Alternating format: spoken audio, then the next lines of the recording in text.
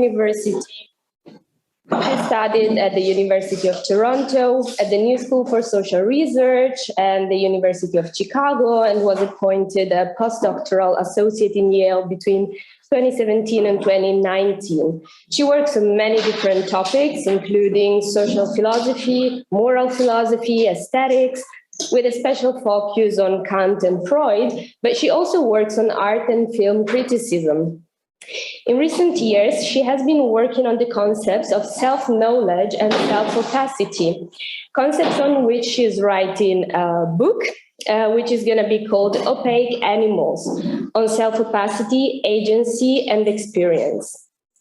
She has several publications on Kant and Freud especially, but also, as I mentioned, on art and film criticism. I just want to mention here Kantian Self-Conceit and the Two Guises of Authority in the Canadian Journal of Philosophy 2020, and the forthcoming article, also on the topic of opacity, The Opacity of Human Action in Kant's Fundamental Assumptions, Psychological, Methodological, Normative.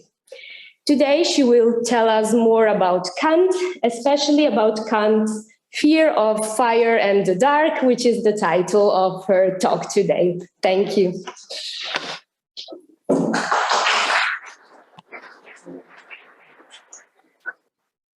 Can this go bigger here? Yeah? Okay. So I changed the title to Kant's Fear of Fire in the Night. And what I'm going to be showing, this is a little bit corny, but this is a durational film by James Benning from 2012 called Nightfall. It's filmed in California, and it's just going to be a still shot of nightfall, but you'll see a little bit more why having this kind of extended durational image might be helpful. So in my remarks today, I'm going to explore some ideas in Kant and a bit from Susan Sontag in order to explore a distinctively obscure and distinctively pleasurable form of mental activity, a phenomenologically rich experience of oneself as something other than a self, and where such experience is typically prompted by an obscure kind of object. So in different ways, and yet traversing similar terrain, both Kant and Susan Sontag explore how a subject's apprehension and experience of certain kinds of objects can prompt an obscure experience of the self, suggesting a kind of formal homology between the two. In short, attending to the obscurity of objects can make us obscure to ourselves. So after providing an analysis of this kind of mental activity in Kant, I will then discuss the value of this kind of experience, the risks of such experiences, and the tendency to denigrate, disavow, deny, or indeed demonize such experience. So beginning with Sontag can help bring this phenomenon into view. So let me begin with some passages from Sontag's second collection of essays, Styles of Radical Will from 1966, especially the first two pieces, which are called The Aesthetics of Silence and The Pornographic Imagination. And the former is concerned to characterize the orientation and specific value of much modern art, and the second is concerned to characterize the nature and specific value of pornographic literature. In both essays, what interests Sontag is first, art's capacity to provide a kind of release from personhood with all the pleasures and risks that involves. And second, she's interested in the human desire for and fear of such experiences. So Sontag describes ways in which works of art can place subjects at or beyond what she calls the accepted frontiers of consciousness, but that, quote, sanity itself may be the price of trespassing these limits. And she mentions Hölderlin and Artaud, and we're going to see Kant cite Haller and Pascal for the same reasons. Or again, she writes, and this is the first quote on the handout, one of the tasks art has assumed in the modern age is making forays into and taking up positions on the frontiers of consciousness, often very dangerous to the artist as a person, and reporting back what's there. So as these passages indicate, Sontag saw that going to or beyond the frontiers of consciousness has real risks, dangers for the artist and maybe dangers for the spectator. And yet she also maintained that the experience of such frontier consciousness can meet a real and deep human need. As she writes, quote, the need of human beings to transcend the personal is no less profound than the need to be a person. an individual. But this society serves that need poorly. It provides mainly demonic vocabularies in which to situate that need. So for Sontag, persons need occasional release from the demands of personhood.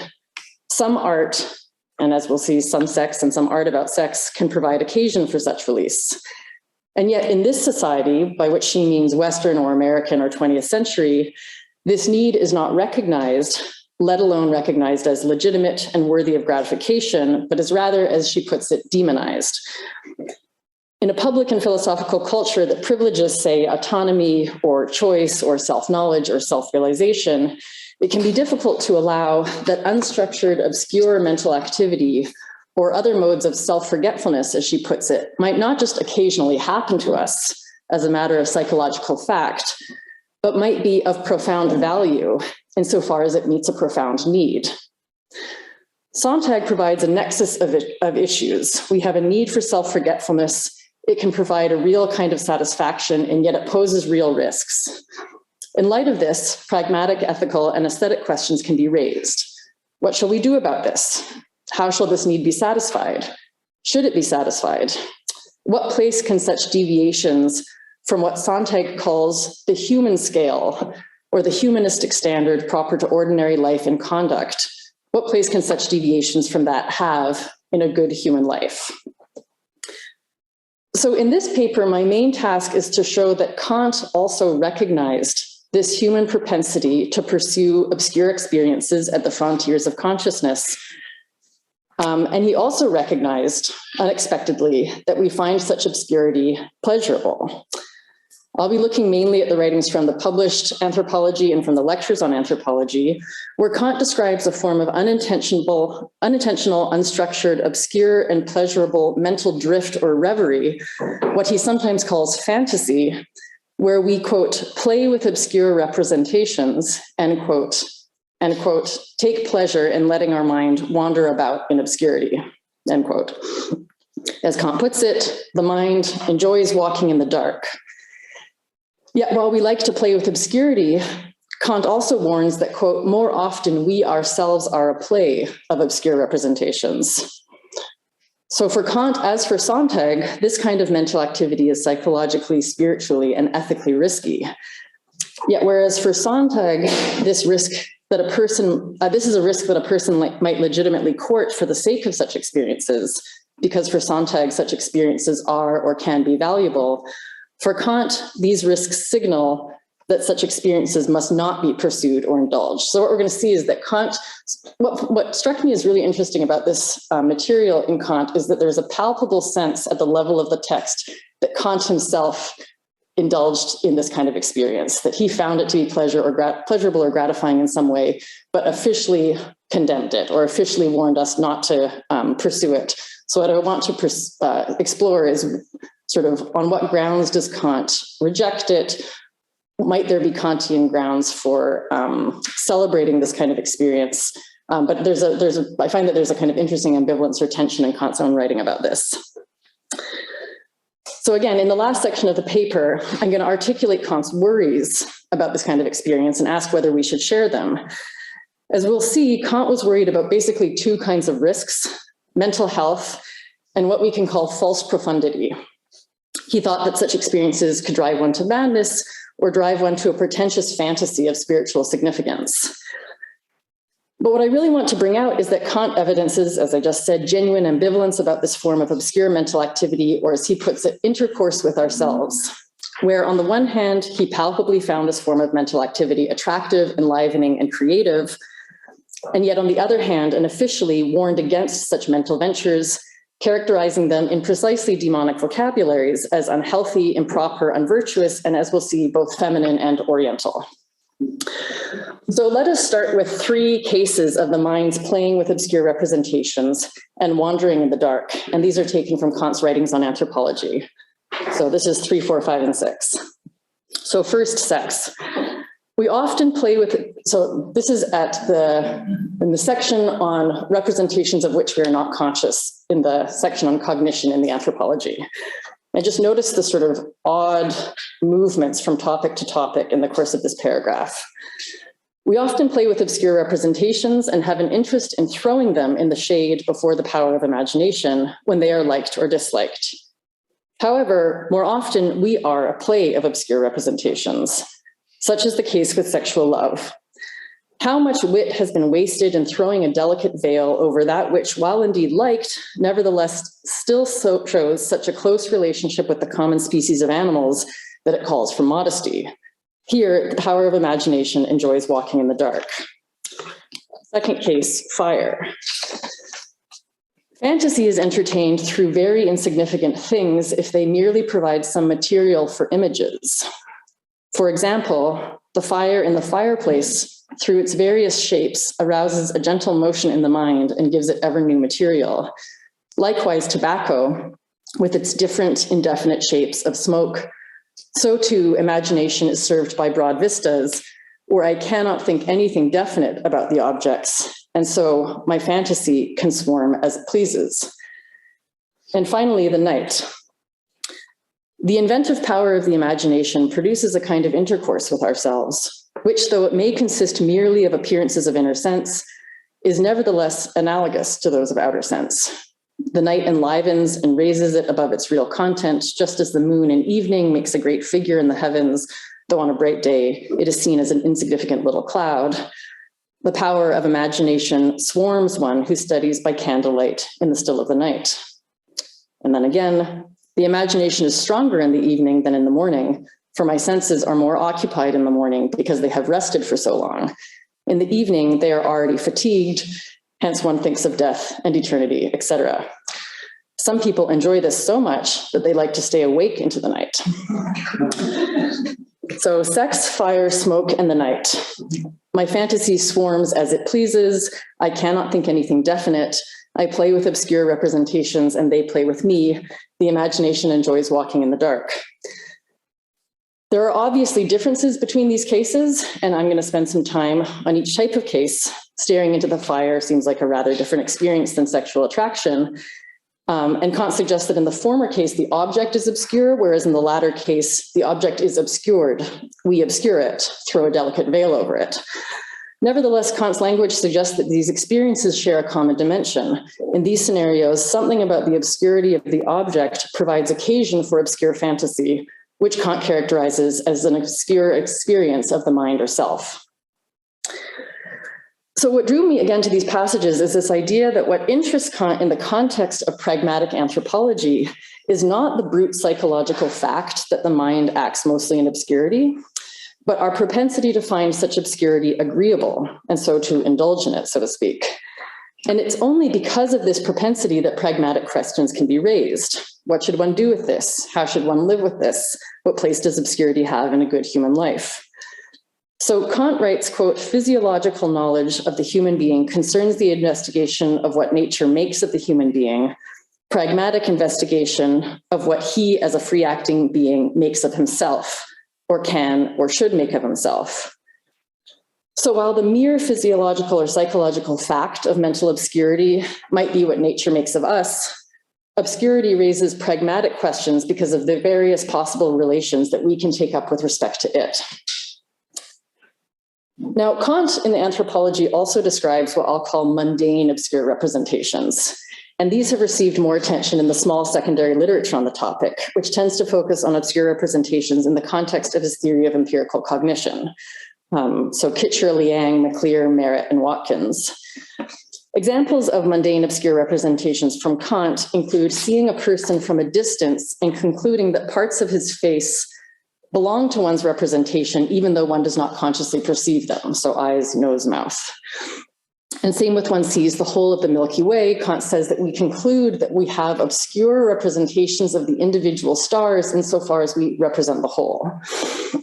And we're conscious of the whole. So in these cases, Kant reasons one is conscious of a representation of a person or a celestial vision, and one can become indirectly conscious that one has a representation of the parts, eyes or stars, insofar as these compose and make possible that which we can consciously perceive. So as Kitcher writes, quote, Kant thought we could undoubtedly conclude that we have obscure representations because these are required to explain reportable representations and other uncontroversial cognitive achievements, end quote. By contrast, when representations are both clear and distinct, one is both conscious of a representation and grasps its systematic relations with others, and thus, quote, an aggregate of representations becomes knowledge. And here, for Kant, the principles of the understanding lead the way as they should.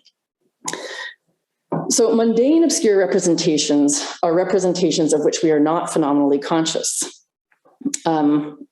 As Beatrice Longaness points out, this means that there are representations in me that are not something to me, not conceptualized, not brought under the unity of apperception, hence not fully mine.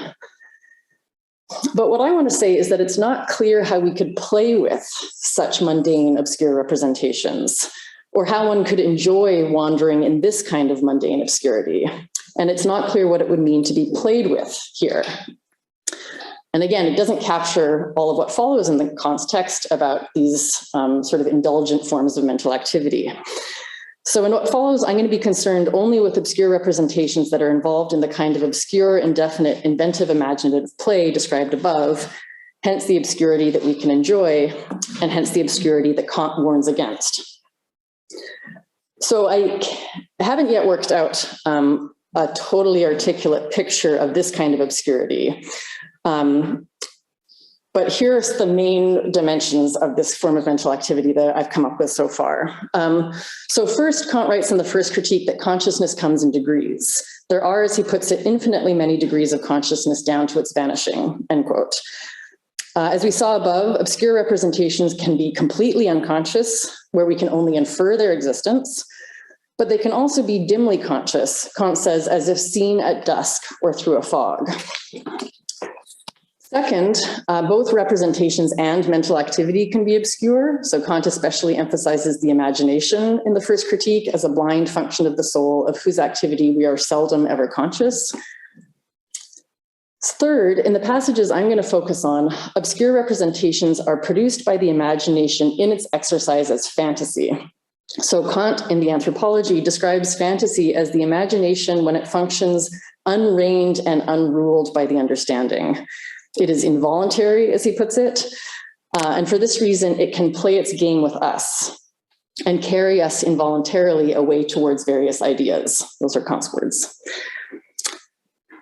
So insofar as the understanding does not lead the way here, as it should, this suggests that fantasy's products are not systematically ordered, and this in turn suggests that this mental activity is not experienced as fully mine. So here I'm thinking about Katharina Kraus's work and part of what we heard yesterday. So in an essay, Kraus writes, "We can make sense of inner appearances only if they appear to us as systematically ordered." And again, she writes, "Failure to do so results in a failure to make sense of my inner appearances such that my inner experiences appear rhapsodic and blind," end quote. So when my fantasy swarms as it pleases, it seems like I cannot make full sense of this, and these obscure thoughts will not be apprehended as fully mine. Using colloquial terms of expression, late at night or staring into the fire, it is not quite that I think about death, eternity, etc., but that my mind wanders and thoughts occur to me obscurely. The fifth point that I want to make is that fantasy and what Kant calls the power of the play of the power of imagination when it is unintentionally meditating in obscurity are often prompted by perceptions of obscure objects, or objects that Kant describes as obscure and indefinite. And this is what I'll be focusing on in a later section, which again suggests a kind of formal homology between subject and object with respect to clarity and obscurity. And then finally, the sixth point that I want to make just at a general level is that at the level of content or phenomenology, we can ask, what does it mean to say that a representation is obscure, yet sufficiently conscious that I can play and take pleasure in its obscurity? So Kant writes, quote, "Obscure representations are an agreeable arrangement for human beings because the alteration of light and dark is much loved," end quote. So this suggests that obscure representations that please us in their obscurity are not uniformly obscure, but indefinite, partially obscure, or dynamic. So either the object is dynamic, as in the case of fire, or it is partially veiled, as in the case of the object of one's sexual attraction, or it is indefinite, as in the case of the night, or the representation cannot be clearly stated in its connections and differences with respect to other representations. This is sort of the general picture that I worked out so far. But now what I want to do is return to the scenes described above, looking into the fire, unintentionally meditating in the night, and then sexual attraction. So what is it about these objects or scenes or scenarios that are so conducive to the mind's obscure wandering? And then in the final section, we can ask, what is it about this that the mind finds so attractive and that Kant finds so disturbing? So this section is called Obscure Objects for Obscure Subjects. In order to get a sense of the pleasure of fantasy and the pleasure in obscurity, it's helpful to begin with a brief characterization of the pleasure of taste and the free play of the faculties. So what Kant calls aesthetic judgments of mere reflection are grounded in feeling. Feeling does not discriminate or judge a property of the object, but is rather the pleasurable or painful effect of a representation on the subject. Quote, here the subject feels himself, namely how he is affected by the presentation, end quote. And Kant analyzes this pleasurable activity of mere reflection as pleasure in the free play of the imagination and the understanding. So I'm just going to say some very quick things here about this. In the case of ordinary empirical cognition, the faculty's activity is constrained by the aim of determinate cognition. The imagination organizes a manifold so that a determinate concept of the understanding can be applied. But in the case of aesthetic judgment, the same cognitive faculties engage in activity that is free, not constrained by any determinate concept, does not terminate in any conceptual judgment, and where Kant says the faculties are optimally attuned so that they are conscious, not intellectually, but through the feeling of pleasure. Importantly, Kant describes the understanding and imagination here as mutually agreeing for the advancement of their business, and their business is cognition, and the object will be perceived as purposive merely for the power of judgment. So here, quote, the inner relationship is optimal for the animation of both powers of the mind, the one through the other, with respect to cognition of given objects in general, end quote. So in free play, even though mental activity does not give rise to cognition, it is both sufficiently attentive to the perceptually given object and sufficiently organized by the understanding as to be optimal with respect to cognition in general. And finally, Kant wants to tell a story where it is this optimality with respect to cognition in general that is meant to secure my right to speak in a universal voice when making an aesthetic judgment. So what's relevant for us is that in the critique of judgment, Kant distinguishes beautiful objects, or the object of aesthetic judgment, from what he calls beautiful views of objects, which on account of the distance often cannot be distinctly cognized. So this is quote 7. He writes, in the latter, taste seems to fasten not so much on what the imagination apprehends in this field as on what gives it occasion to invent, on what are strictly speaking the fantasies with which the mind entertains itself while it is being continuously aroused by the manifold which strikes the eye, as for instance in looking at the changing shapes of a fire and a hearth or of a rippling brook, neither of which are beauties, but both of which carry with them a charm for the imagination because they sustain its free play, end quote. So in the case of aesthetic judgment, the object is distinct enough that one can reflect on its form, where this form provides an objectual ordered tether for the free play of the imagination and the understanding, and where the latter provides a kind of order for the former, if not a determinate concept. By contrast, it seems that in the case of a view of an object, the object is not distinct enough to be properly apprehended and aesthetically evaluated. Kant initially suggests that this is a matter of distance, but he also describes looking at the changing shapes of a fire or of a rippling brook. So it seems that what's crucial for distinguishing beautiful objects from beautiful views of objects is the object's distinctness or determinacy or form or lack thereof. Whether due to distance, a broad vista, or darkness, the night, or the object's own dynamism, fire, smoke, or the objects being partially veiled, literally or figuratively, as in the case of the object of sexual attraction, here the object itself is indistinct or obscure. So it seems that the reflective feeling one has while looking at the fire or the broad vista or the brook is not, again, intentionally tethered to the object. Rather, the object in its indefiniteness provides an occasion where the imagination can play with obscure, indeterminate, dynamic representations. So the mind does not contemplate the object or its form, but entertains itself, while being continually arised by an indeterminate sensible manifold. Here I'll just again call back Sontag. One thing she says about modern art that has a kind of indeterminacy or indefiniteness is that we stare at it. An increasingly obscure image in front of you. So Sontag says, a look is voluntary. A stare has essentially the character of a compulsion. Traditional art invites a look. Art that is silent engenders a stare. And she says that this kind of unfixed contemplative stare entails self-forgetfulness on the part of the subject. So it seems like what Kant is thinking about when he's thinking about unintentionally meditating into the night is not looking at the fire, but staring into it.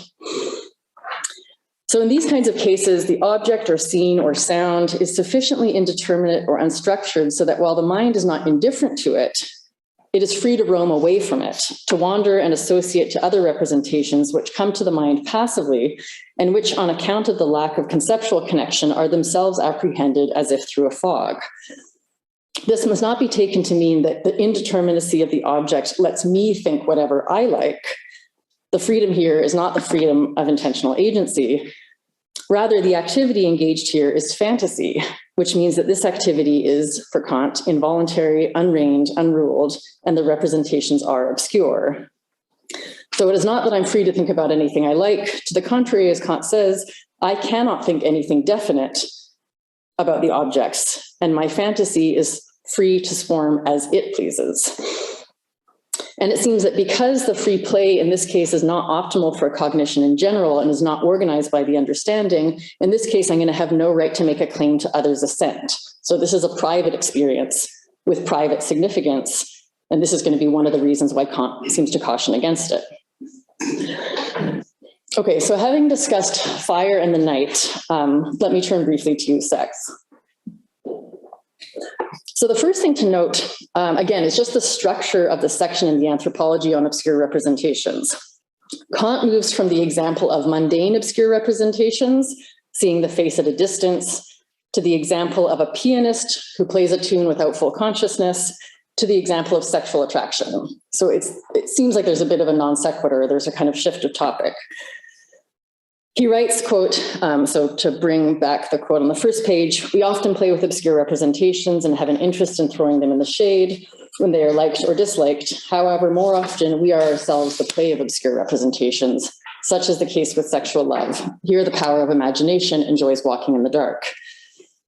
Earlier in the Mongrovius Anthropology Lectures from 1784, he writes, and this is quote 9, nature has certain secrets, such as the natural needs and the difference between the sexes, which she always wants to have hidden through obscure representations. These appear to be below the dignity of human beings, for in these respects he agrees with the animals. Hence, we always speak of these things in obscure representations, and the more obscure they are, the better and more agreeable. So it is, of course, striking, especially if you're interested in the connections between Kant and Freud, that Kant turns to sexual attraction and sexual difference as exemplary instances of obscurity, of our play with it and its play with us. Here, Kant suggests that the imagination functions to obscure the crassly animal aspects of sex and sexual difference, which is to suggest, and this is going to be a little bit schematic, that for Kant, properly human sexuality is essentially obscure. And in fact, Kant makes exactly this claim in the Conjectural Beginnings on Human History. So this is quote 10. The fig leaf was thus the product of a far greater manifestation of reason than that which it had demonstrated in the first stage of its development. For to make an inclination more inward and enduring by withdrawing its object from the senses shows already the consciousness of some dominion of reason over impulse, and not merely as in the first step a faculty for doing service to those impulses within a lesser or greater extension. Refusal was the first artifice for leading from the merely sensed stimulus to ideal ones, from merely animal desire, gradually over to love.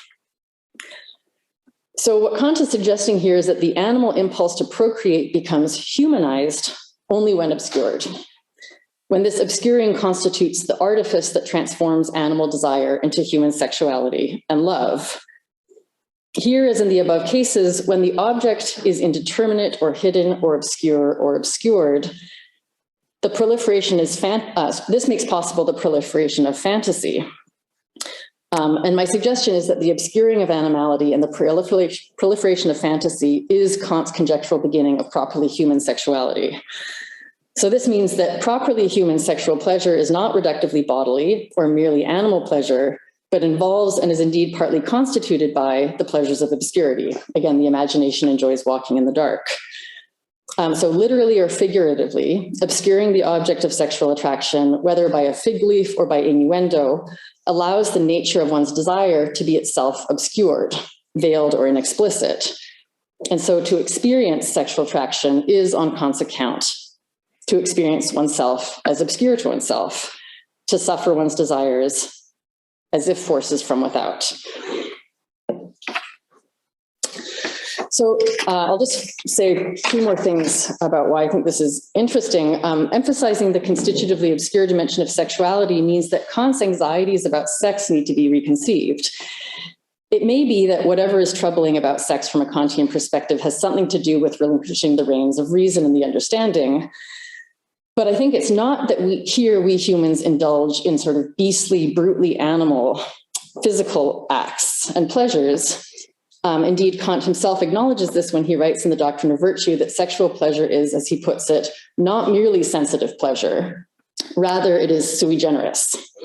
And so what I'm suggesting is that uniquely and properly human sexual attraction is not merely animal, but instead essentially involves this kind of obscurity or this kind of play of fantasy. So again, staring at the fire is a different experience than sexual attraction, and we can talk about how to articulate these differences in discussion. But I think what's interesting and common is this idea that something about the object here is obscure or obscured in such a way as to provide occasion for a kind of fantasy that the subject herself experiences as to some degree obscure or suffered passively. And so interestingly, Kant sees that the mind enjoys this, and predictably Kant condemns this. So in this last section, I'm going to look at some obscurities about the value of obscurity. So Kant sees a variety of dangers in playing with obscurity, and he focuses especially on madness and what we could call, again, the danger of feigned profundity. And Sontag would agree. If excessive, this kind of mental activity can degenerate for Kant into full-blown madness. His concern here is as much with physiological as with moral uprightness. He worried that this form of obscure thinking leads to hypochondria, paranoia, and narcissism. He thought it reversed the mind's natural and proper order, and he recommended various practices for a healthy psychological diet, like going to bed early and not smoking in the dark. It is also the stuff of superstition and madness. As he says, Skodazon, make it dark, is the decree of all mystics in order to lure treasure hunters of wisdom by means of affected obscurity. Or again, he writes, we are very fond of obscurity and inclined to superstition, fortune-telling, and mystical things.